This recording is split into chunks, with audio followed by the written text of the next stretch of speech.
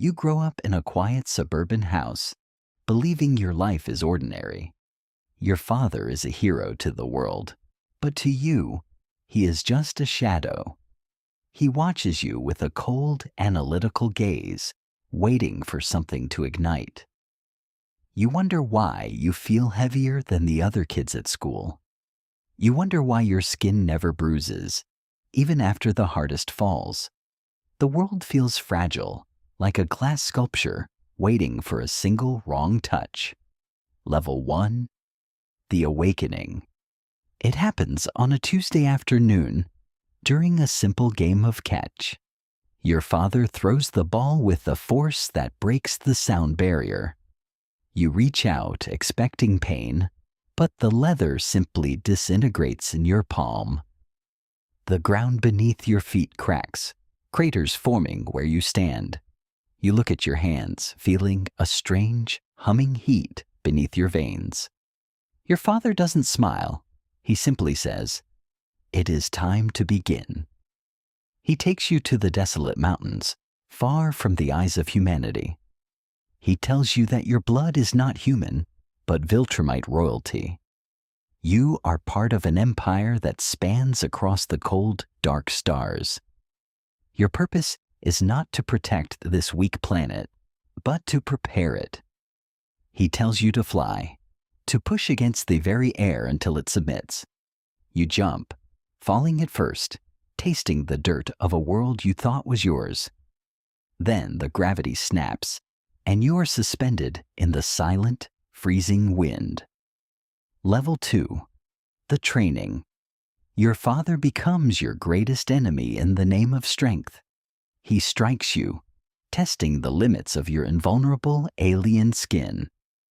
Each blow feels like a falling mountain, teaching you the true meaning of power. He tells you that compassion is a defect, a poison from your mother's side.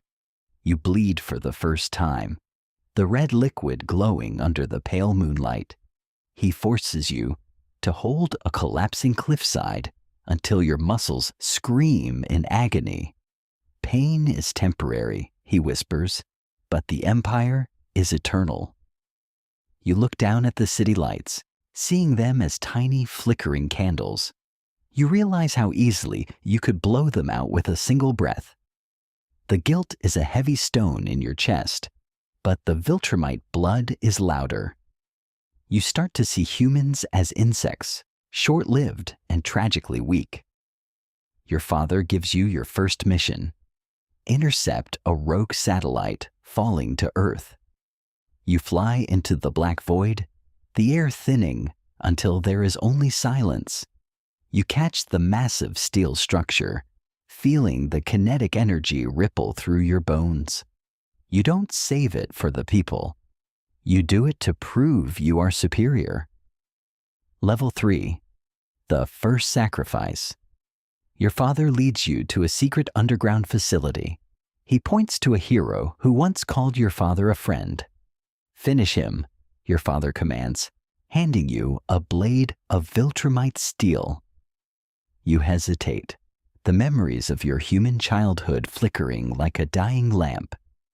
You see the fear in the hero's eyes, the same fear you see in the mirror. Your father's hand rests on your shoulder, cold and unyielding as a grave. You realize that to become a god, you must kill the child you used to be. You close your eyes, and the world goes silent. The transition is complete. You no longer feel the cold of the vacuum or the heat of the stars. Your father takes you to the orbital command center, a massive ring of steel circling the silent Earth. "Look at them," he says, pointing to the billions below. "They are not your people anymore. They are a resource to be managed or removed. You feel the heavy burden of your lineage, a bloodline that has conquered 1,000 worlds before this one. Level 4. The Conquest. The Empire demands tribute, and you are sent to the hidden cities of the world. You fly to the underwater kingdom, the pressure of the deep ocean feeling like a light breeze against your chest. You stand before their king, your shadow eclipsing his throne. You don't negotiate. You deliver an ultimatum in a voice that shatters their reinforced glass. They resist, and for the first time, you unleash the full strength of a Viltrumite. You move so fast that the water turns to steam around your fists.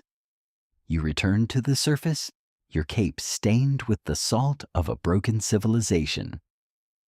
Your father watches the news reports, smiling at the terror you have sown. He tells you that fear is the only language the weak truly understand.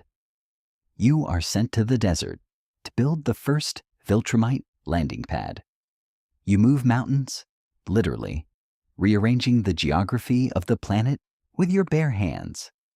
The world governments send their armies, their puny jets, buzzing around you like angry gnats.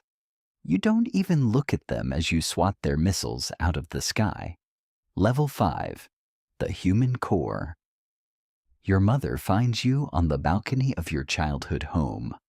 She looks at you with eyes full of a grief you can no longer comprehend.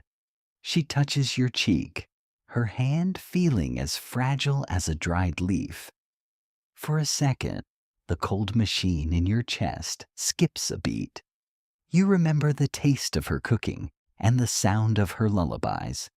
Then your father appears behind her, his presence a silent threat to the woman who gave you life. She is a pet, he says, and pets eventually die. He forces you to make a choice, protect the mother or serve the father. You look at her, seeing the entire human race in her trembling silhouette. You look at him, seeing the infinite, cold power of the stars. The air between you vibrates with the tension of two gods ready to collide. You realize that Earth isn't just a mission. It's a graveyard for who you used to be. You take flight, carrying your father into the upper atmosphere, away from the only person you still love. The battle begins in the silent void, where no one can hear the screams of a son fighting his creator. Every punch shatters nearby satellites, debris falling like shooting stars over the peaceful continents. You realize he isn't holding back. He is trying to kill the weakness inside you. You strike him with the fury of a dying sun, feeling his ribs crack under your knuckles. For the first time, you see blood on his face, Viltrumite blood, just like yours. You understand now. In this family, love is expressed through total domination. The cold of the mountains is nothing compared to the cold in your heart. You have fought your creator and survived, but the boy you were is buried under the snow. Your father leaves you with a final warning. The Empire is coming, and you must choose a side. You spend days in the silence of the clouds, watching the world move beneath you like a slow-moving machine. You see the beauty in their fragility, a quality the Viltrumites could never understand. The red on your cape has dried, but the weight of your bloodline has never been heavier. Level 6, the Imperial Fleet. The sky turns dark at midday as massive stone-like ships exit warp drive above the atmosphere. The Viltrumite vanguard has arrived to claim their prize, a planet ripe for the taking. Your father stands on the lead ship, his white cape flowing in the solar winds like a flag of surrender. He calls for you, his voice echoing through the global communications network. Join us and rule as a prince of the stars, he commands. You fly upward, passing the satellites you once saved, feeling the eyes of billions watching your every move. You enter the throne room of the flagship, surrounded by warriors who look exactly like you. They are perfection carved from iron, faces devoid of any emotion but a cold, hungry pride. Your father stands beside the Grand Regent, a man whose presence bends the very light around him. They offer you a planet to call your own, a reward for your strength and your loyalty. You look at the holographic display of Earth, seeing the small house where your mother is currently waiting for a son who may never return. You realize that to rule the stars, you must burn the only ground that ever felt like home. Level 7. The final stand. You don't bow. You strike the Regent with a blow that rattles the entire fleet. The betrayal is instant, and the silence of the room is replaced by the roar of 100 gods. You are one against an army, a traitor to your blood, but a hero to your soul. You fight through the corridors of the ship, your body moving like a blurred streak of vengeance. You are no longer just a Viltrumite. You are the protector of the weak. Every wall you smash and every warrior you fell brings you closer to the reactor core. Your father blocks your path one last time, his eyes filled with a mixture of disappointment and a terrifying respect. You choose a grave over a throne.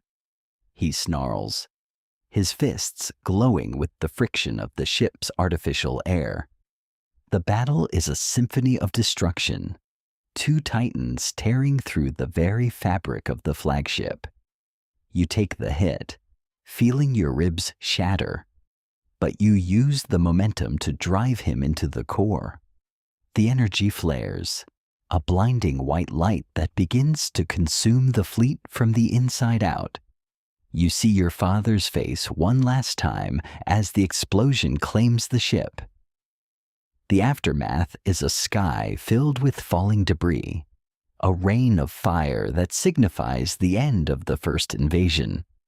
You fall back to Earth, your body broken and your cape reduced to rags. You land in the garden of your home, the smell of wet grass filling your lungs for the first time in years. Your mother runs to you, her tears warm against your cold, alien skin. You have saved the world, but the stars are still watching, waiting for the next heir to rise. You look up at the moon, knowing that your story is no longer a script written in blood, but a book you will write yourself.